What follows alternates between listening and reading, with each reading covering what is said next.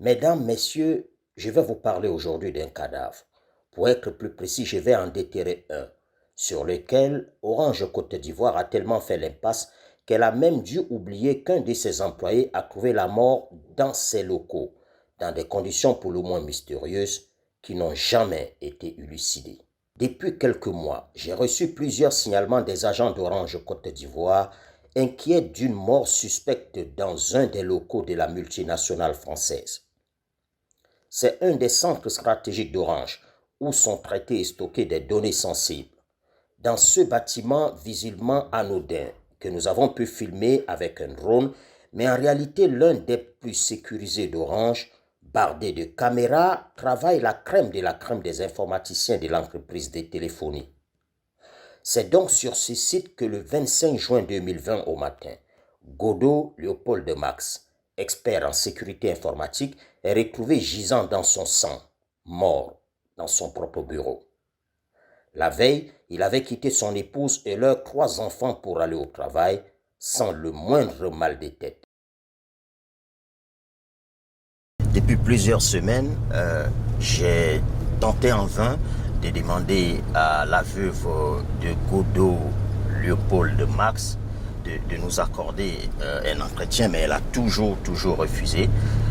Elle vit dans la peur, il faut le dire, et elle craint en effet que ceux qu'elle soupçonne d'avoir assassiné son époux ne s'en prennent à elle en pensant que l'informaticien lui aurait révélé des choses.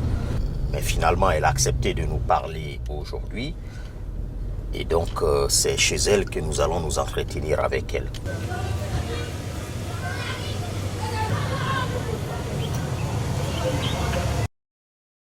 Madame, bonjour. Comment finalement, madame, vous avez appris que votre époux, dont vous aviez déclaré la disparition depuis la veille au responsable d'Orange Côte d'Ivoire, finalement, en fait, était décédé? Disparition de mon mari et son décès le lendemain, le jeudi 25 juin, jusqu'aux environs de 11 heures. J'étais dans ma chambre, toujours en train de prier et de chercher là où il était. Et il y a 2 de mes beaux qui sont arrivés chez moi à la maison, dans la chambre, m'attraper, et c'est ainsi qu'on m'annonce que mon mari est décédé. Alors je ne croyais pas parce que le lendemain, il était sorti la veille. Il est sorti, il est parti au travail vêtu d'une veste. Voilà, il n'a rien dit. On s'est appelé toute la journée du mercredi 25 juin. Et comme ça, subitement, mon mari décède. Je n'y croyais pas. Je ne croyais surtout pas. Et c'est ainsi que mon beau et ma mère qui étaient présentes, nous nous rendons sur les lieux. Je n'y croyais toujours pas. Et arrivé sur les lieux à Orange, à Macquarie, zone 4, je demande où est mon mari. C'est un accès difficile pour nous recevoir. Il n'y a personne pour nous recevoir. Et j'étais en train de pleurer et tout. Et c'est là qu'un monsieur du service de la sécurité est venu vers nous. Il nous a dit que le corps de mon mari se retrouve à Ivosep. Alors comment quelqu'un qui a quitté sa maison, parti au travail, et qu'on cherche depuis le 24, parce que mon mari m'appelait à 17h, 18h, se retrouve à la mort. Que s'est-il passé? Jusqu'à présent, rien. Au moment où j'annonce donc publiquement mon investigation sur cette bien triste affaire, je voudrais d'abord noter le mépris d'Orange Côte d'Ivoire qui engage toute sa responsabilité dans la mort de Godot Léopold de Max. L'employé d'Orange Côte d'Ivoire qui n'est pas retourné à la maison, son épouse signale donc sa disparition et personne ne fait rien jusqu'au lendemain. Si Orange Côte d'Ivoire avait agi avec diligence au moment où cette pauvre dame avait déclaré la disparition de son époux, on aurait peut-être pu sauver cette personne qui était apparemment peut-être en détresse, victime d'un certain malaise au moment où on a déclaré sa disparition. Ça, c'est si nous nous mettons dans l'hypothèse de ce que cette mort pourrait être une mort naturelle. Mais hélas, rien n'a été fait par Orange Côte d'Ivoire, ce qui donc engage entièrement sa responsabilité et rend Orange Côte d'Ivoire coupable de ne pas avoir agi à temps.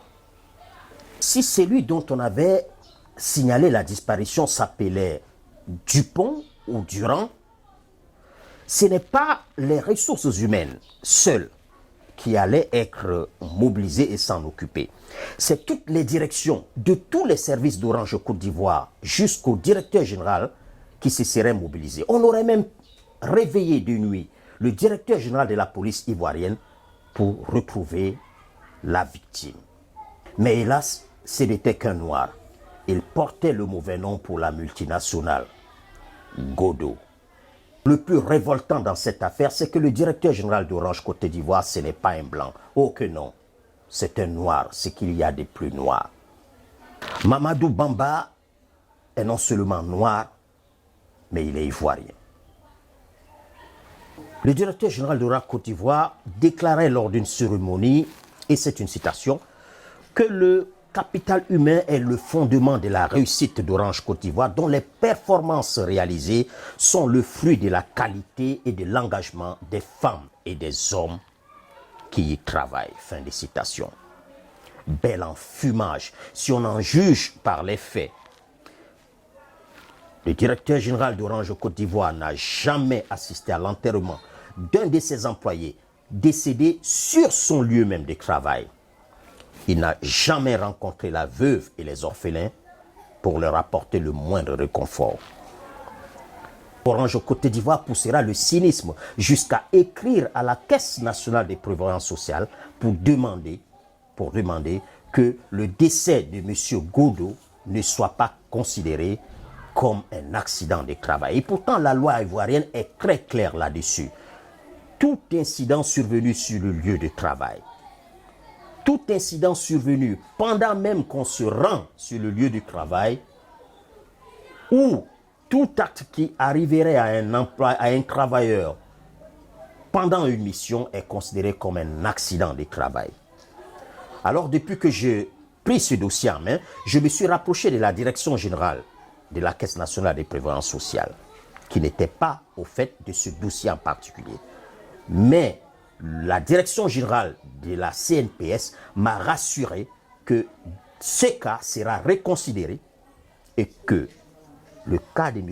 Godot Léopold Max sera considéré comme un accident de travail et ses ayants droit bénéficieront de tous les droits qui y sont attachés. J'ai également découvert un comportement d'Orange Côte d'Ivoire qui renforce la suspicion sur le fait que la mort de Godot Léopold Max n'était peut-être pas une mort naturelle finalement.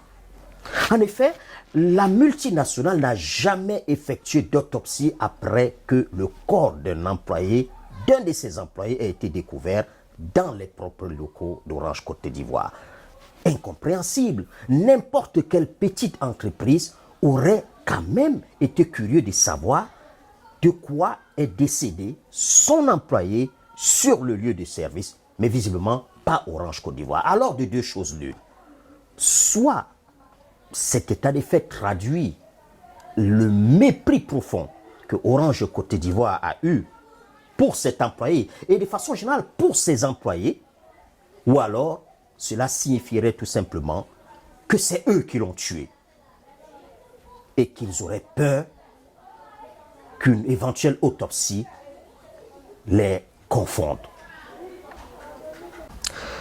Inch'Allah, je vais creuser cette affaire. J'irai jusqu'au plus profond de tout ce qui se cache dans cette affaire. Je vais découvrir, je vais dire comment est-ce que M. Godot Léopold Max est décédé. Cette affaire est importante. Il s'agit pour moi d'aider cette pauvre dame à enfin faire son deuil.